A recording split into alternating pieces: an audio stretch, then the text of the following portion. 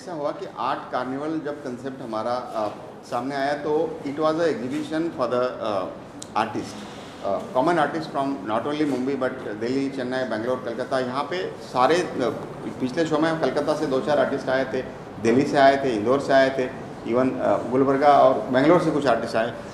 तो in every show artist are coming from all over India, और बॉम्बे से of course थोड़े ज़्यादा है। बट जब आर्ट कार्निवल शुरू हुआ था it was not thought that there will be this much response.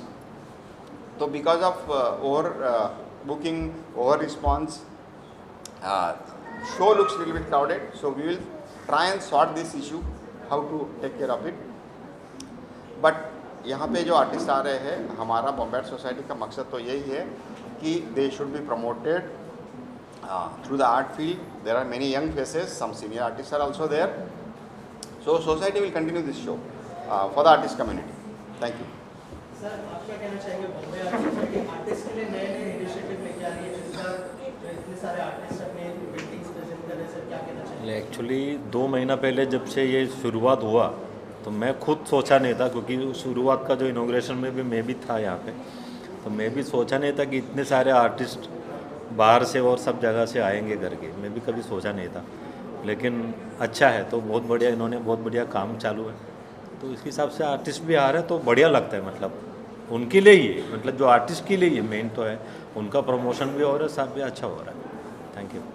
Sir, आप क्या कहना चाहेंगे, जैसे सर ने कहा कि गैलरी रन करना बहुत ज़्यादा मुश्किल है, आपकी क्या राय है उसके ऊपर, और आर्टिस्ट जो यहाँ पर आए हैं उनके लिए क्या मैसेज होगा?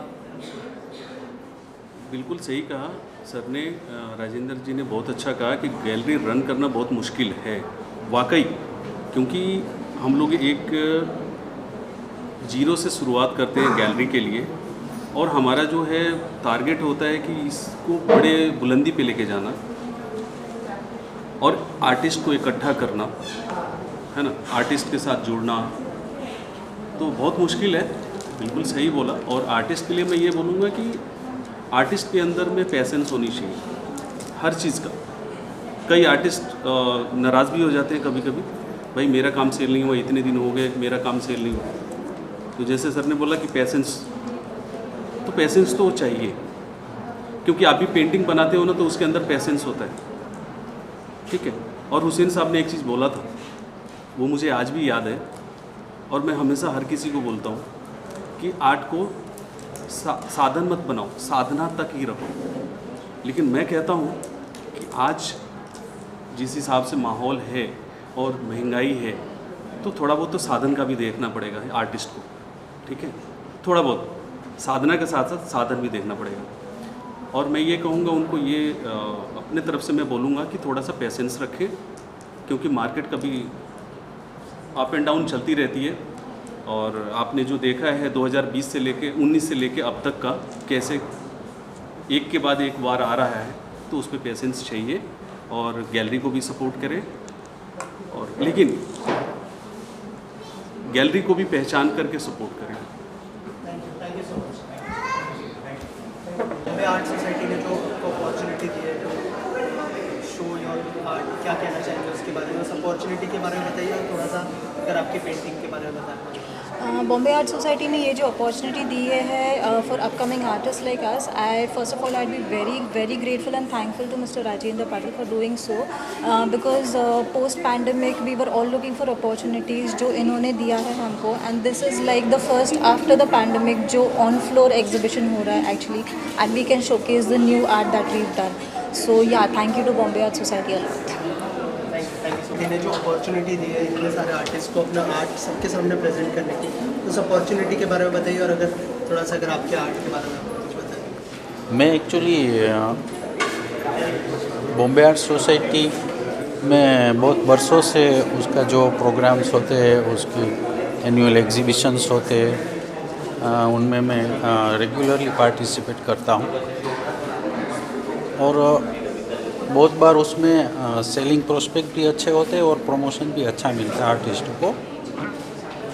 जहाँ तक मेरा सवाल है, मैं एक्चुअली सिविल इंजीनियर हूँ, लेकिन सालों से मैं स्टिल लाइफ पेंटिंग करता हूँ और हाइपर रियलिस्टिक काम करता हूँ.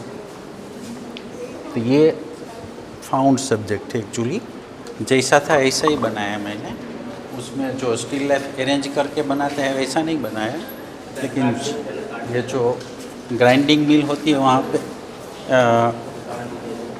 रैक होता है, उसका फ़ोटो है। ये न्यूज़पेपर में आप देखेंगे मैं बनाया, तो उसमें करंट अफेयर्स भी है। जैसे लता मंगेशकर का डेथ हो गया जब मैं पेंटिंग बना रहा था तो, और ये हिजाब का इश्यू भी चल रहा था। ये भी फाउंड सब्जेक्ट है। वो एक पुराना घर था, तो उसका विंडो है, जो सेम विंडो है वही साइज़ है। तो ये सब हाइपर रियलिस्टिक पेंटिंग। कैसे? ये एक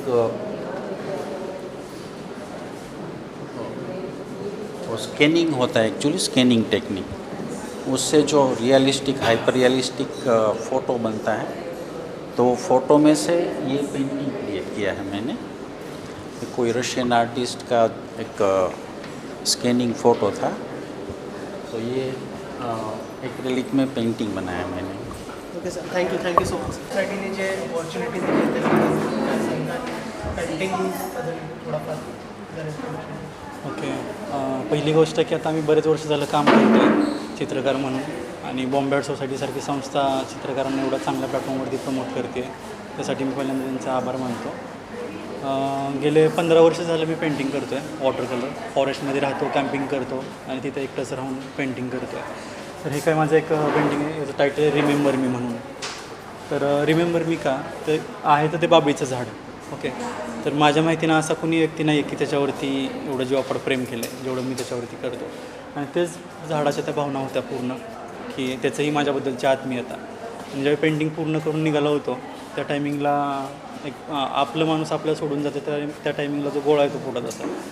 त्या पद्धतीच्या भावना सगळ्या होत्या तिथं. की बाबळी झाड ओरडून सांगत होतं की तू जेवढं प्रेम करतो माझ्यावरती तेवढं दुसऱ्या कोणी केलं नाही आजपर्यंत. तू जेवढं समजून घ्यायचा प्रयत्न करतो त्यांनी दुसरं कोणी घेतलं नाही आहे. मला सोडून जाऊ नकोस आणि गेलास तर मला विसरू नकोस. म्हणजे रिमेंबर मी म्हणून. जो अपॉर्चुनिटी दी है आपके आर्ट को प्रेजेंट करने की, अगर इस बारे में कुछ बताएं कि कितनी बड़ी अपॉर्चुनिटी है एज अ आर्टिस्ट आपके लिए. Thank you sir. Thanks for Bombay art also. My self I am सही वेल. एक्चुअली हमने काफ़ी शोज़ इंडिया में भी किए और अब्रॉड में भी किए, और इंटरनेशनल लेवल पे भी हमको अवार्ड्स मिले हैं, और यहाँ के मंच पे बहुत अच्छा प्रमोशन है हमारे लिए. और हम दूसरे आर्टिस्ट लोगों को भी अप्रिशिएट करते हैं कि just go for this, because ये लोग अभी ज़्यादा इम्प्रूव कर रहे हैं, और आर्टिस्ट लोगों का जो इनके पास कलेक्शन है वो ज़्यादा बढ़ते जा रहा है. और रही बात हमारे आर्ट्स की, तो जो हमारा आर्ट्स है एक्चुअली ये टेम्पररी और आपके मिक्स सब्जेक्ट, मिक्स मीडिया में आता है. तो कोई पर्टिकुलर एक सब्जेक्ट पे काम नहीं करते हम, मतलब ऑल मिक्स मीडिया है. तो इसमें ज़्यादातर ऐसा होता है कि आपके पास एक कॉम्बिनेशन के बाद दूसरा कॉम्बिनेशन को सोचने के लिए वक्त लगता है. सो इसमें काफ़ी वक्त लग जाता है. और फिर दूसरा बिज़नेस भी है हमारा एक्चुअली. इंडस्ट्री में, फिल्म इंडस्ट्री में राइटर और डायरेक्टर भी हमें, तो वो हिसाब से थोड़ा वक्त लगता है हमको. But I work this only. हमको इस तरीके का वक्त बहुत अच्छा लगता है. And thanks for Bombay art and all of you. Thank you very much. Love you. I'm really a baby when it comes to all these people and surrounded by them. It really feels good. मैंने painting अभी 6 महीने पहले start किया है. तब तक मैंने कोई भी मीडियम के पेंट को हाथ नहीं लगा था. So for me it's a really great opportunity, क्योंकि एज सर सेड पहले कि सोलो हम नहीं कर सकते, है ना. प्लस इतना एक्सपीरियंस भी नहीं होता कि सोलो के लिए जाए, उतना कॉन्फिडेंस नहीं आता.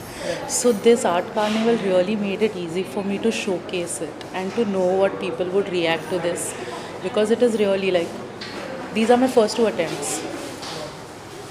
सो उसके पहले मैं स्केचिंग कर रही थी. This one is called petrichor, जो मिट्टी की खुशबू रहती है पहले बारिश की. That is called petrichor in urban dictionary. तो जब आप खुद की बॉडी से प्यार करने लगते हो, वही ग्रेसफुलनेस आ जाता है, जो ग्रेसफुलनेस वो मिट्टी की खुशबू में आता है. That's why it's petrichor and this is Drishti. So this is an attempt of hyper realism. It is about looking within, अपने आप में झांक के देखना. और जब दृष्टि आप बोलते हैं तब चेस्ट में वाइब्रेशंस आती है. जब आप दृष्टि बोलते हैं, यहाँ से वाइब्रेशंस निकलती है. So that's why it is not called an eye और anything that has a similar meaning. Not an eye, not डोळा, नॉट आंखें, nothing. That's why it's Drishti. Thank you. Opportunity दी है आपको आपके आर्ट को प्रेजेंट करने की, क्या कहना चाहेंगे और थोड़ा सा अगर पेंटिंग के बारे में बताएं. जी, बहुत बढ़िया अपॉर्चुनिटी मिली मुझे एक्चुअली, क्योंकि बॉम्बे आर्ट सोसाइटी का बहुत बड़ा नाम है, तो यहाँ पर पेंटिंग्स शो करना मतलब बहुत बड़ी बात है. और रही बात इन पेंटिंग्स की, तो ये जो पेंटिंग्स है ये स्पेशली फ्रॉम कुंभ, जो कुंभ में अघोरी होते हैं उनकी पोर्ट्रेट है. और ये जो है ये पंढरपुर से है, तो जो वारकरी होते हैं पंढरपुर जाते हैं, ये मतलब भारत में जितने भी बड़ी बड़ी गैदरिंग्स होती है तो उन पर बेस्ड है. और इसका जो टाइटल है ये अघोरी और इसका टाइटल है माउली. और ये ऑयल मीडियम यूज़ किया है, ऑयल ऑन कैनवस, और ये हाइपर रियलिस्टिक फॉर्म है.